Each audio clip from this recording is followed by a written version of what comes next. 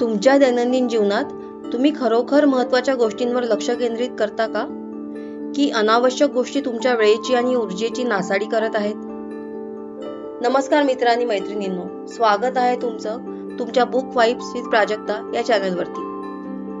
आपल्या आयुष्यात यशस्वी होण्यासाठी आणि समाधान मिळवण्यासाठी महत्त्वाच्या गोष्टींवर लक्ष केंद्रित करणे खूप गरजेचे आहे. पण खरे सांगायचे तर रोजच्या गडबडीत सोशल मीडिया आणि इतर लोकांच्या अपेक्षा किंवा अनावश्यक गोष्टीमुळे आपण भरकटतो. याच समस्येवर उपाय सांगणारं एक प्रभावी पुस्तक म्हणजे फोकस ऑन व्हॉट मॅटर्स.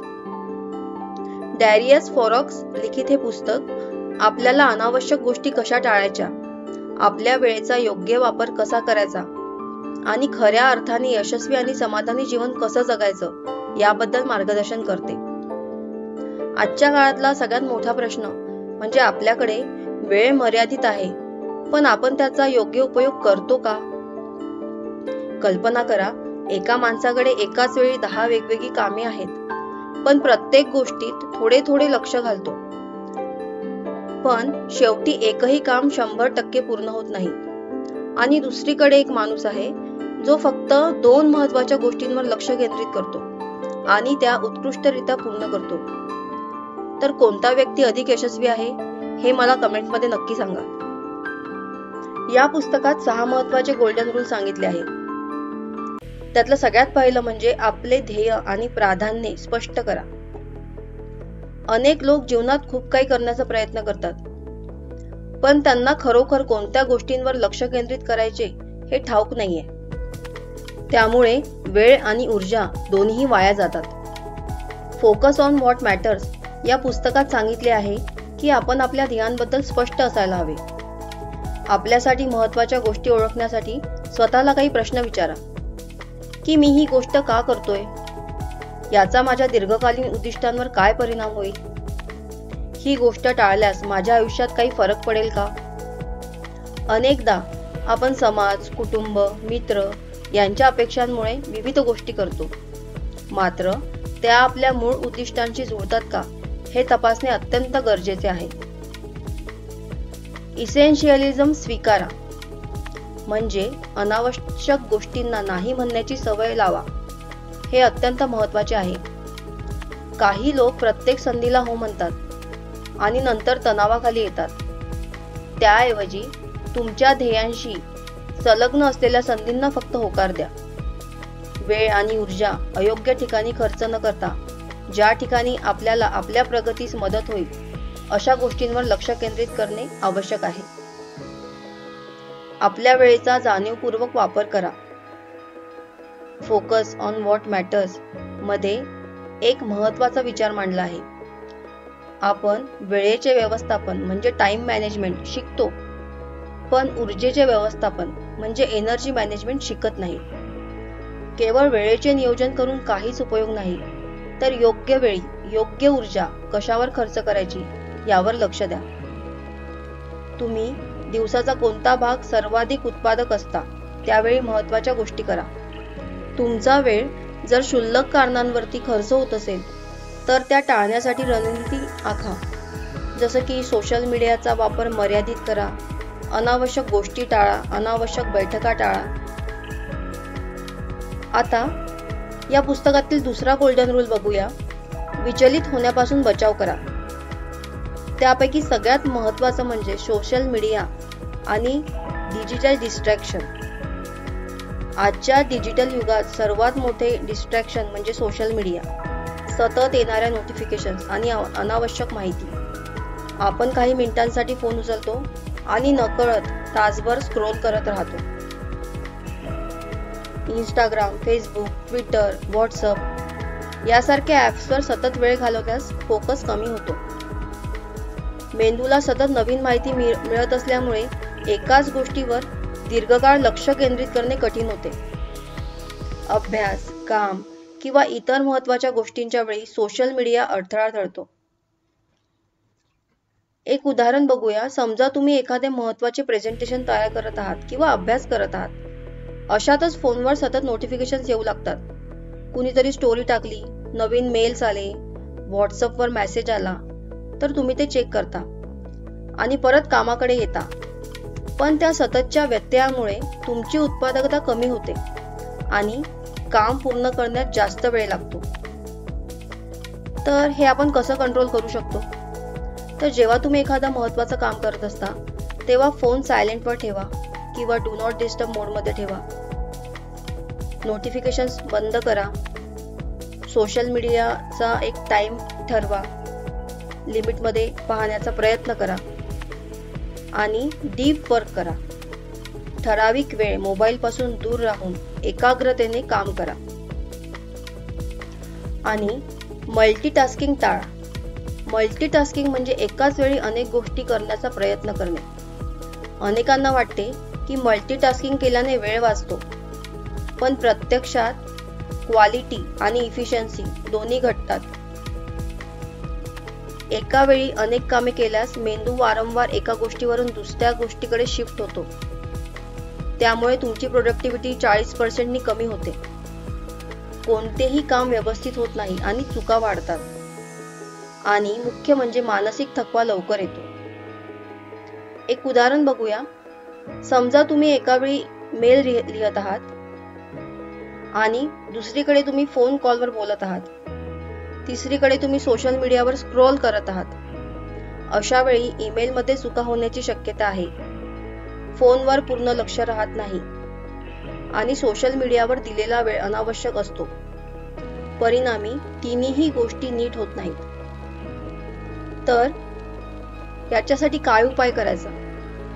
एका वेळी एकच काम करा. प्रत्येक गोष्टीसाठी स्वतंत्र वेळ द्या. उदाहरणार्थ 30 मिनिटे फक्त ईमेल, त्यानंतर 15 मिनिटे फक्त सोशल मीडिया.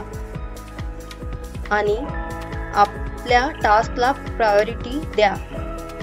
सगळ्या कामांना समान प्राधान्य न देता सर्वात महत्त्वाचे जे काम आहेत ते आधी करा. आता बघूया तिसरा गोल्डन रूल. योग्य निर्णय घेण्याची सवय लावा.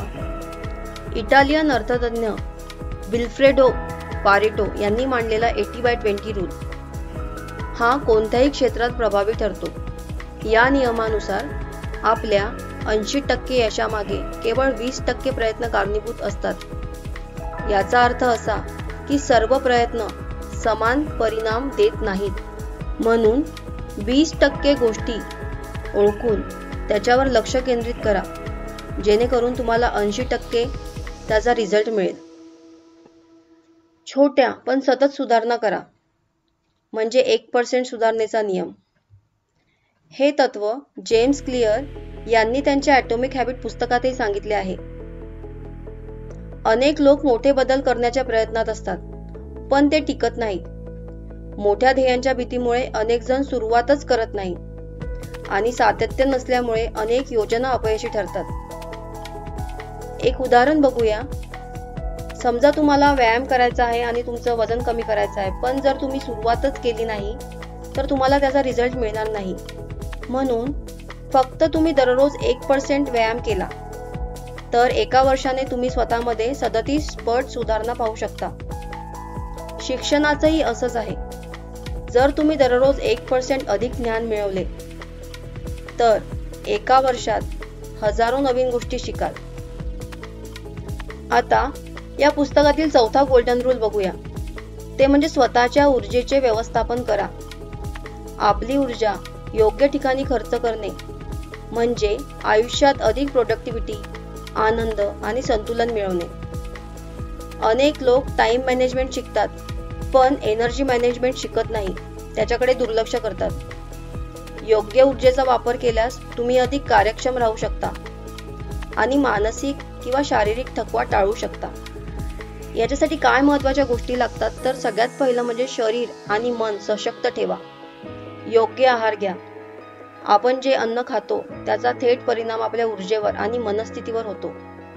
संतुलित आहार घेतल्याने शरीर निरोगी राहते आणि सतत थकवा जाणत नाही.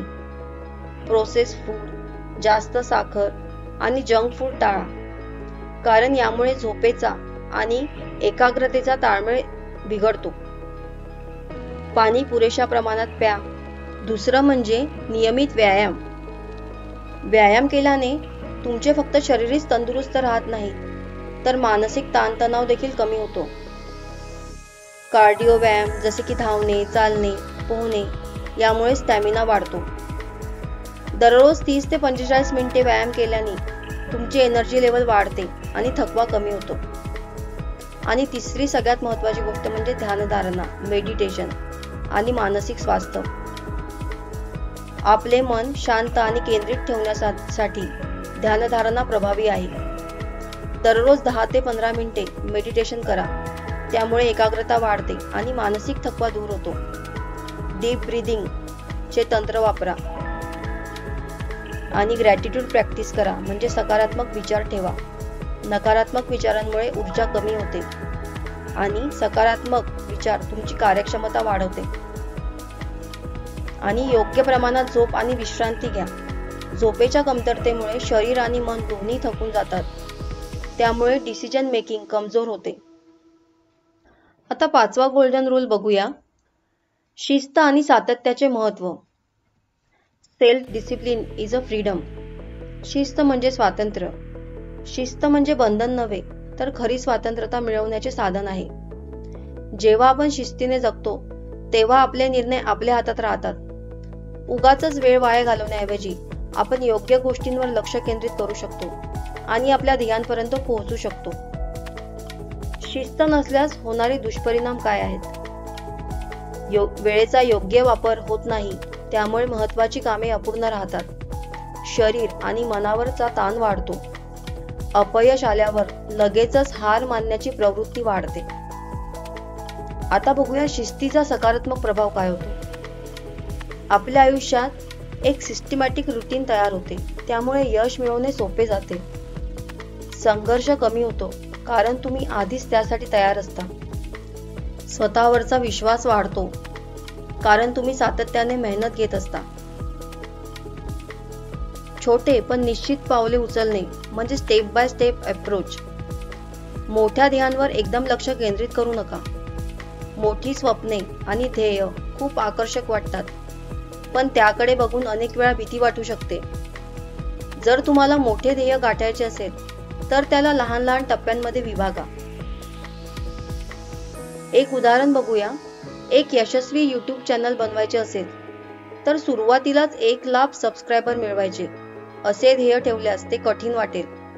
त्याऐवजी दर आठवड्याला एक चांगला व्हिडिओ तयार करा असे छोटे लक्ष ठेवा.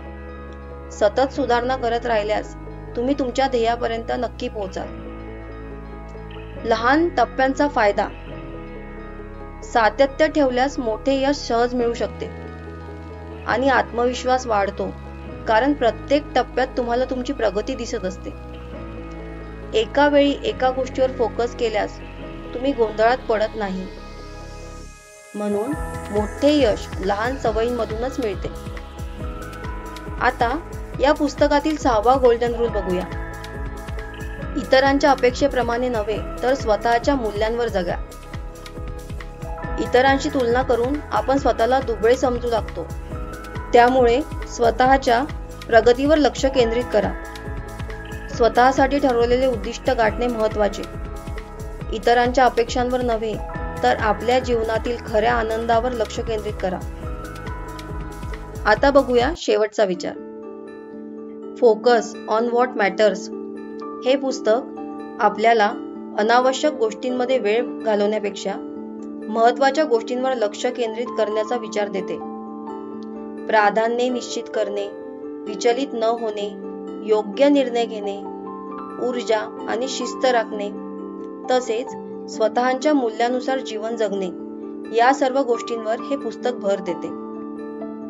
जर तुम्हाला आयुष्यात अधिक प्रोडक्टिव्ह, आनंदी आणि समाधानी व्हायचं असेल तर हे पुस्तक तुम्हाला निश्चितच मदत करेल.